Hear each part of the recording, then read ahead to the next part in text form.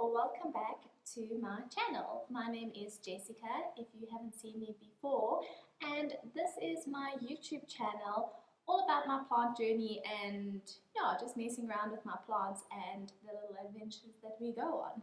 In today's video, I would like to share my experience with the very popular Fiddle Leaf Fig. As you can see, I'm surrounded by all of them. But before we get too into the video, I do just want to emphasize the share my experience part. All the tips and tricks that I'm going to be giving you guys is just that it is my experience with them and what works well for me. The things that I've found out throughout, the last 2 years of owning these plants. I just think that it's quite important to mention that I also do live in South Africa, in Joburg. We have very hot, dry summers. Even when it rains, really quite hot, and so we don't ever have really high humidity for extended periods of time. The humidity will go up when it's raining, but then obviously when it stops raining, it kind of evaporates away.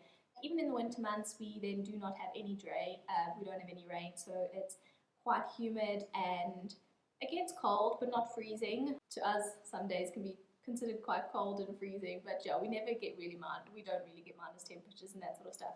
But the moral is that it's generally hot and dry. So just a very quick little background on these 3 plants. I was actually given them as a gift, all 3 of them, for my birthday. At that time, I have always loved gardening. I've always been really into my outdoor gardens and succulents, and I had a few house plants that had always done very well. I'd always paid a lot of attention to them and cared for them, and it was mostly sort of ferns and palms, common house plants, and never really had an issue with looking after them. The Fiddle Leaf Figs were the first that made me really have to pay serious attention to their needs and their care, and what actually then proceeded to start the houseplant journey that I've now been on and collecting them. What ended up happening is all 3 of them basically started dying. They were dropping leaves. I didn't know what to do. I didn't know what was wrong with them or how to look after them, and so I just hit YouTube. And that's when I discovered that there were other people who loved plants. At that point, I didn't realize that people loved plants to the point where they collected them. It was just something I never thought of. And yeah, so that's where my journey of houseplants sort of started. It was with the 3 of them, and it really, I had to put a lot of time and effort into looking after these plants in order to get them to start growing. And yeah, they all basically lost all their leaves, and I grew them back from sticks. So I'm very, very proud of what I have been able to accomplish with these guys. Getting straight into the video, when you first bring your new Fiddle Leaf Fig home, the best advice I can probably give you is think about what would be the very best spot for it. Somewhere that gets a lot of light, specifically morning light, is better. It's not as harsh, but afternoon light is also okay. They do adapt. It might get a little bit of burning to begin with from the sun, but they do adapt quite easily. So you can also do afternoon light, especially if you have a sheer curtain or you just step it further back from the window. They also do like somewhere a little bit more sheltered. So somewhere that doesn't get extremely strong gusts of wind, cold air that's coming through. If you don't live in South Africa where you have heating devices, or we have like a lot of us have air cons and those sort of things, I would avoid putting it underneath an air con or next to some form of heating device, as they don't like that sort of stuff. So keep it away from that. All 3 of mine are right next to doors. All 3 of them are by doors that get opened very frequently. One is in my bedroom next to the sliding door, which is always opened, generally every morning. This office, I have one in the corner next to a sliding door, also gets opened very often.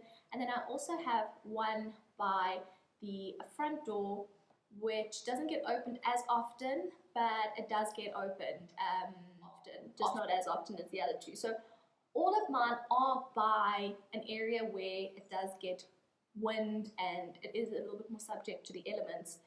They are all in a sheltered-ish type area, if that makes sense. So the architecture of our house does protect it to some degree. They are actually very adaptable, which I know is quite the contrary to what people, to what most people say, but they actually really enjoy and appreciate humidity. They are tropical plants, so they do like a more humid environment, and they don't really appreciate too dry.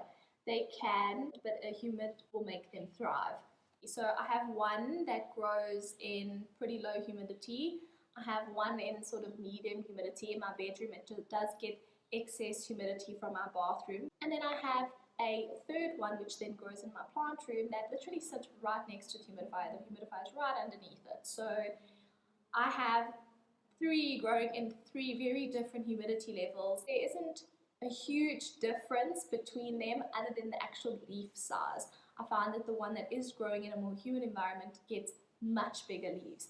And it's this guy over here. He grows in the more humid environment, and look how big this leaf. That's a very big leaf in comparison to, say, that new leaf that's up there, and that's growing in a medium humidity. And then this one over here is also growing. This one's growing in, oh sorry Pa, I just wet it. This one is one of the newest leaves that's growing in almost no humidity. But this one is growing in LECA, and so it does get a little bit of humidity, from sitting in a reservoir, and because it isn't quite a sunny spot, there is evaporation that happens there. So I don't want to say it's no humidity. It does actually get a little bit of humidity. And then the biggest thing to do is, once you've now decided on what spot you honestly think is the best spot in your house that is sort of catering to those 3 points that I've just mentioned, is that to just leave it there. Even if it starts to look bad, even if it really starts to struggle, even if it starts dropping all of its leaves, leave it. If you think that that is the best spot in your house and that is why you have put it there, then moving it is not going to help. If that is the best spot, that is the best spot. So if you have a humidifier, or if you have a bathroom that has beautiful light, those are great options for your Fiddle Leaf Fig, especially if you do want to get nice big leaves. The Fiddle Leaf Fig does like to stress out a lot, and it will stress out the minute you bring it into your home, regardless of what you do.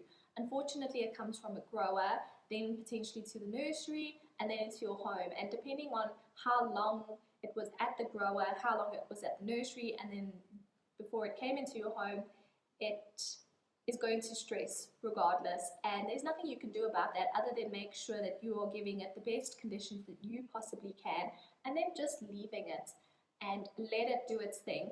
It is going to drop some leaves because it's stressing, it has to. So let it drop its leaves, don't let it stress you out, because you don't want stress on top of stress. At some point it will start to settle and then start to grow. Then the last point under bringing your plant home is, don't water it the day you get it.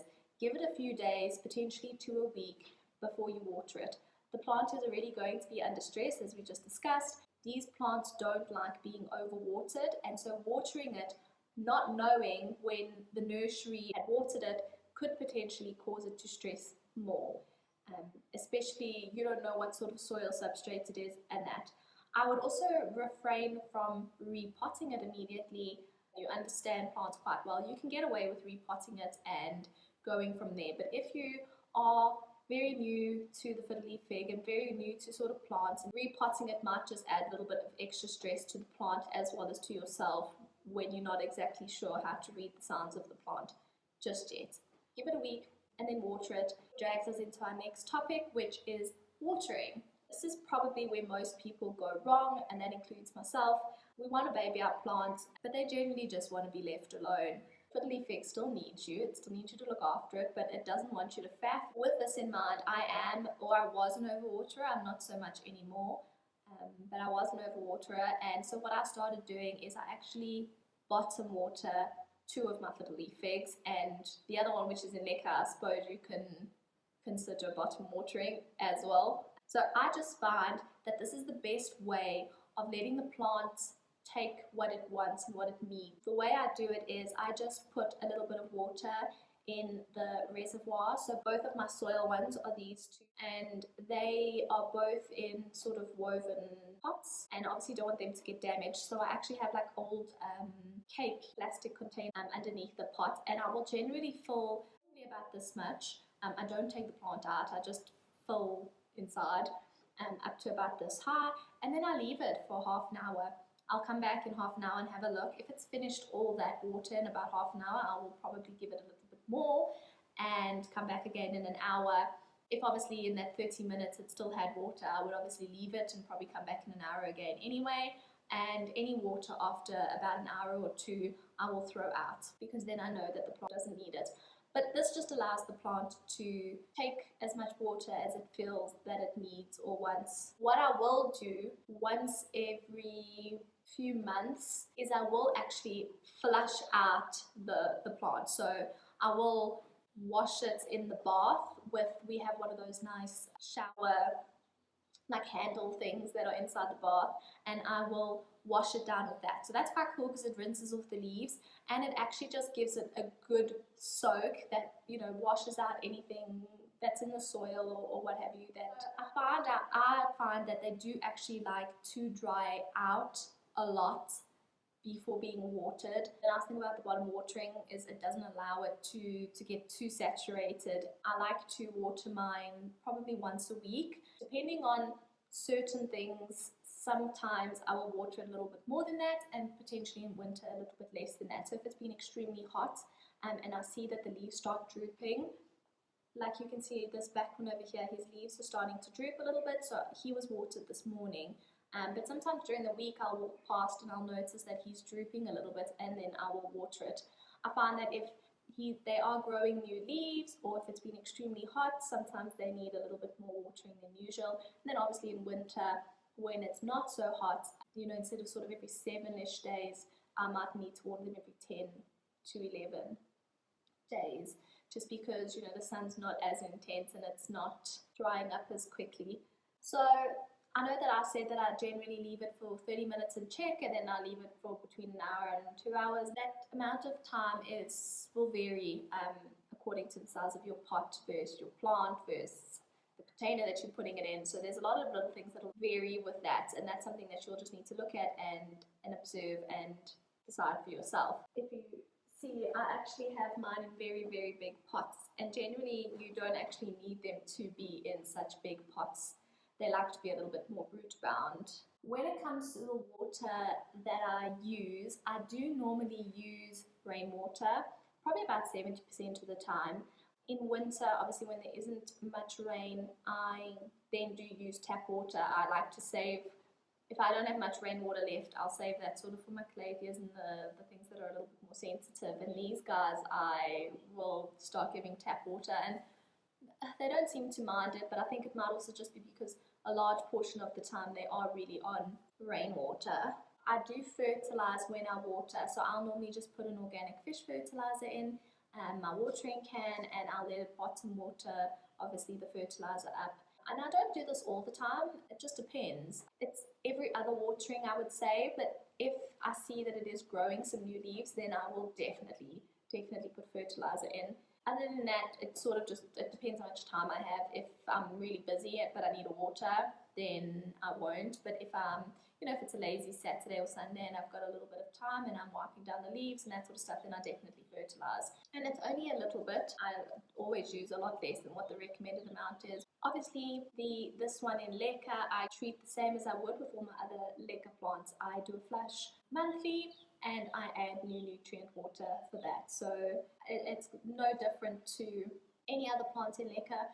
The only thing that I love about this one is if I do let the water reservoir dry up by mistake, which it is at the moment, it is so forgiving. I've never gotten root rot from doing that with this plant. So they really do prefer to dry out. Most of my other plants will give me root rots, including my monsteras. If I let them dry out the bottom reservoir for too long, then I start getting root rot. So he's really forgiving on that, never gotten root rot. And the problem is I often let it dry up because I know he'll be fine. When new leaves grow and you notice a whole bunch of brown little freckles, I like to call them, They like brown or red. They're more red, especially if you look through the leaf in light, they're more red. Well, that is edema, which means that when your plant was taking up water, that leaf absorbed too much water too quickly, and it's all the little vessels that have just burst. Don't stress about it too much. Most of the time it grows out of the leaf. Some of the time it doesn't. I think it depends on how bad it is, but most of the leaf would actually grow out, and there might be a few that won't, but that's something not to worry about. The only way I think that you can fix that is by actually just not overwatering it, or just being careful when you water it, that you don't give it too much at once. It's nothing that's going to be life-threatening to your plants, and it's not going to look ugly for too long. Then if you find that your leaves are going yellow and they are going super soft, then that's probably a sign of overwatering. So then you need to look at cutting back. Then you might actually, depending on how many, if you get one leaf that yellows and it drops off and everything is fine after that, then don't worry, just leave everything the way it is. It could just be an old leaf. But if you start getting a leaf and then another leaf, and if you're getting a few leaves that are doing this, you might need to repot. You might have quite a bit of root rot going on. That's something to just keep an eye out for, is yellowing leaves, multiple yellowing leaves that are quite soft. If your leaves are brown and crispy at the edge, that could be a sign of underwatering, where you're letting it go for too long. And then you just need to be careful when you do water it again, just to give it a little bit and not give it too much. Don't flood it, because those roots potentially could get root rot from the water if they've dried out too much. So that's just something to be careful about. If it does have brown crispy edges, it could also be that it's not getting enough light. But I think depending on where your plant is and the watering schedule that you have, you should be able to figure out if it's a light thing or a water thing. Just decipher from your own sort of circumstances what you think it could be. It also could be a humidity issue as well, so those are things to just consider. Then the next topic is repotting. So I'm not going to talk too much about this topic, because I don't think I did a very good job of repotting mine. Like I said, it was in the very beginning of my plant journey, and I repotted them all sort of the minute they started losing leaves. So this one that's actually been in LECA went through the most, because I repotted it and then a few months later decided to convert it to LECA, or a year later or whatever it was, and I still managed to keep him alive. So don't worry or stress too much about repotting. I know a lot of people say that they hate being repotted, which is true, due to the thing that they just don't like change. Repotting is something that will stress it out, but it is something that you can do, especially if you're going to be putting it back into a position where it's always been and watering it on the schedule that you've always watered it on. As long as it's the only thing that's changing, it's like one thing changing at a time, then that's fine. If you repot it, but you move it to a new spot, if you're going to repot, try not change anything else either. And then they do actually like to be quite root bound, so I wouldn't repot because you think it needs more space if you've only had it maybe for 6 months kind of thing. I would only repot if you've had maybe the plant for a very long time and you really think the soil quality that it's in is not good, and you want to upgrade it, or you think that it's been in that pot for too long and all the nutrients is gone and you don't fertilize it. If you can get away without repotting it, then that's always better. But at some point you are probably going to need to upgrade the pot or the soil and that sort of stuff. So when you do that, they do like quite a well-draining airy mix. Just bear that in mind. I don't have many plants in soil, and the soil that these guys are in, I know for a fact isn't very good and airy, so I'm not going to talk too much about it, just because my experience on that is not great. That's why I like to bottom water mine as well, is that I know full well that the soil that they're in is probably not the greatest. But instead of repotting it again when they've just started to come right, I would rather just leave them for now, and at some point I might repot them. But I'll probably pot them back into the pots that they're in, because they are in huge pots for their size. So the pots that they were in are actually huge. I think I upgraded the pot from a normal, 16-inch pot to this, so I went up a lot of pot sizes the first time I did it. What size is this? Yeah, this is like 25 inch, so yeah. Like I said, I'm really not going to talk too much about repotting, just because I haven't experienced enough of it to give you my thoughts. So then the next point that I want to talk about is helping her to thrive. When it comes to products like leaf shine or putting coconut oil or anything like that, I would highly suggest not doing that. Actually not doing it at all. You don't want to add an extra layer on top of your leaf that's going to encourage potential burning from the sun, especially seeing as these guys should be in a nice sunny spot, as well as it's also going to close the pores on your leaf's plant, the same way dust would. What I like to do is instead I will simply wipe my leaves with a cloth if they're looking dusty, but preferably what I do is I will put warm water into a bowl. I will put a tiny little bit of neem oil inside of that, and then I will just use a cloth and wipe the leaves down. I'll generally support the leaf with my hand on the bottom and wipe the top, and then swap around, support the top of the leaf and wipe the bottom. And then the nice thing about this is it really keeps pests at bay, keeps the dust off, and it helps your plant looking nice and shiny, and it doesn't really need much more than that. There's no need to add anything for extra shine. All it's going to do is potentially make your leaf look uglier and cause issues down the line. Your leaf, most plant leaves, well, all plant leaves, they do have this that they breathe through. So you want to keep dust off of that, and you want to keep products off of that. Neem oil I do like to keep on the leaves, but that's because it doesn't kill the pests on contact.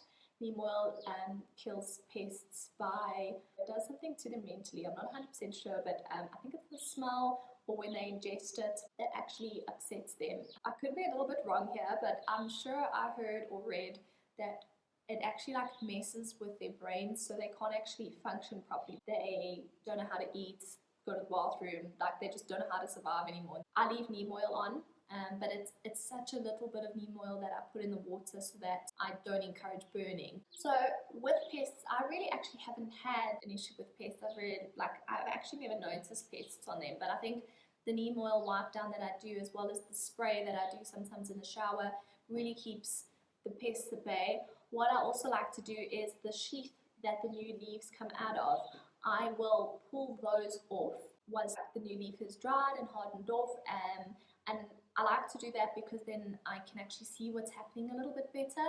I find that things like mealybugs can really get inside those, and you don't even notice you have them until it's a little bit too late or you've got loads of them. And once they start laying a load of eggs and stuff in there, it can get a little bit tedious and a little bit tricky to sort out. So I would definitely try to keep the stems nice and clean and free of that sort of stuff, just so that I can keep a good eye on my plants a little bit sooner rather than later when there's a whole breakout going on. Another thing I do to make sure that they look nice and pretty is every time I water, I just rotate them so that other leaves get good amounts of sun and that they don't just drop off kind of thing or struggle. Also so that it grows nice and evenly. If like that one right at the back, you can see that's just one branch growing straight up. If I never turned it, it would start leaning more to one side. So by turning it, I'm making the stem stronger, and as well it keeps it nice and straight. It depends what look you're going for. If you do want something to look like it's growing off, then that's perfect. You do you kind of thing. But I like to curate mine a little bit, keep them straight. And what I'd rather do, you can cut the top off of it in order to get it to branch out. But that sort of takes us into my next point, which is pruning. First, I want to just mention that you cannot grow I just want everyone to know that you cannot grow a Fiddle Leaf Fig tree from a single leaf. It will root, it definitely will root, but those roots will just keep that leaf alive. But it needs a node in order to actually grow a new bud that will then form into a branch and grow a tree. You would actually need, let's see if you can see, you would actually need this whole section by the leaf. You would need to take that and cut up there, and you would need this whole piece in order for this leaf to make you a new plant. If I just broke this leaf off the stem and put it in water, it would root, but it would not grow a new plant. So you need a node for that. So I just wanted to let everybody know, because I know there's a whole bunch of trends or people trying to grow from a leaf, and the plant growing roots can be extremely deceiving. You do think that that's, it's growing a plant for you, but it won't. It'll just sustain that leaf. By pruning, you can really get your plant to look the way that you want it to. This one over here, I'll actually link the video of me converting this to LECA, but this one, as you can see, I chopped off the top of it, which then encouraged it to branch out into two. And at the point in the video that I will link you to, you can actually see, I'll actually put up a photo now, and then you can have a look at the video if you want to. But this was the stage that this plant was at when I converted it to LECA, and you can see now how it's actually branched off from that into a really beautiful plant, and it's got two really nice branches growing up. You can also notch it, so if you don't want to just chop the top off, which is what I'm probably going to do with that guy over there to encourage him to grow out, you can actually also notch the plant. So you can go straight above